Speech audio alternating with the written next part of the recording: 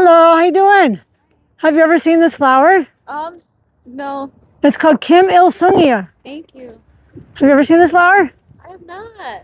You know what it's called? I do not. It's called Kim Il-sungia. Okay.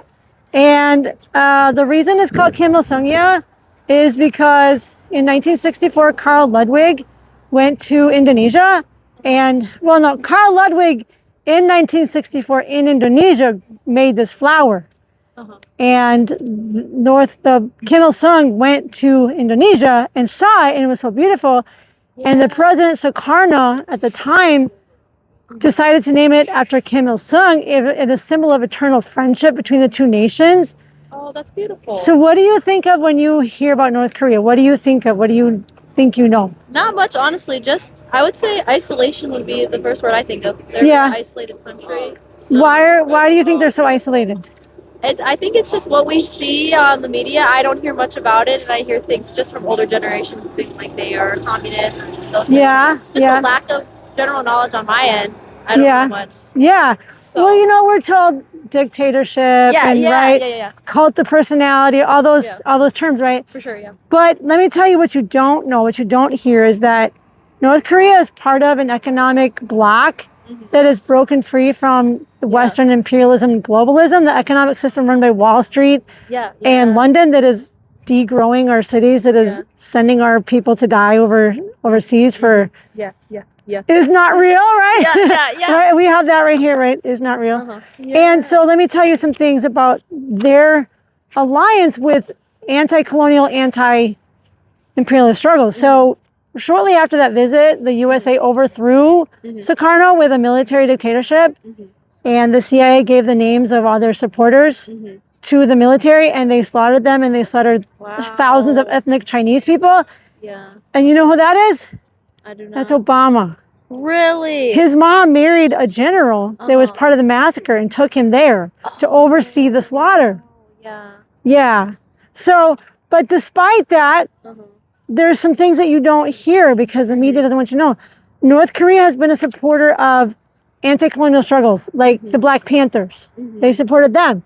And Huey Newton even said that North Korea was a symbol of what you can do when you really struggle to break free. Yeah, okay. Free Palestine, right? We hear Free Palestine. Yeah. The Palestinian ambassador was he and his wife were unable to conceive. And so Kim Il-sung sent a fertility expert to help them conceive. Wow. So Jen DeLay is considered Kim Jong-il's daughter, foster daughter. Oh, wow. Right? Yeah, this stuff you don't hear about. You don't hear about that, right? This. And the name Kim Il-sung comes because when the Japanese invaded, Kim Il-sung, the first Kim Il-sung fought the Japanese, and there was all these hero stories and Robin Hood. So from then on, Kim Il-sung is a name of the military named after him and other leaders to continue the legacy of anti-imperial struggle. They constructed a monument to African Renaissance in Senegal in 2010 to commemorate their independence. See that man with the baby looking forward and taking care of his wife. Yeah. So the British Empire and the economic system of Wall Street is keeping us poor and wants us to be compost, live in a pot and eat bugs, right? We are slaves to the... Right. And that's why you have these wars. They supported Cuba, right? Oh, yeah. And you see these dictators, oh my gosh, right-wing dictators. Yeah. Russia, China, North Korea, they're in an alliance, economic alliance that's building and growing even after the Korean War. Yeah. When the American invaders killed millions of people, bombed everything above one story. Even after that, they rebuilt and they had an economic miracle of 20% growth. Yeah. Wow. Whoops. So that's okay. So we are the Center for Political Innovation. We believe that humans are creative and innovative, and we want to grow. That's why you're here. Are you studying? What are you studying? Speech language pathology. Okay, so you want to help kids to be able to speak? Definitely. Right? So they can communicate better, right? Yeah. You can go to Toastmasters and speak, right? And so I'm speaking now, and I'm trying to communicate to you what our vision is that we have a 4-point plan to rebuild the United States. So a mass mobilization to rebuild the country, bring our troops home. We got 800 military bases around the world. What are we doing there? Yeah. Right? Actually, though, Build our bridges, build our schools, build our hospitals instead of HCMC that's going to close this summer. Oh, I didn't even know that. Yeah, because they can't fund it. That is so sad. But we got money for wars. Like, Okay. our priorities are so out of whack. Right. But you'll understand more. But Yeah.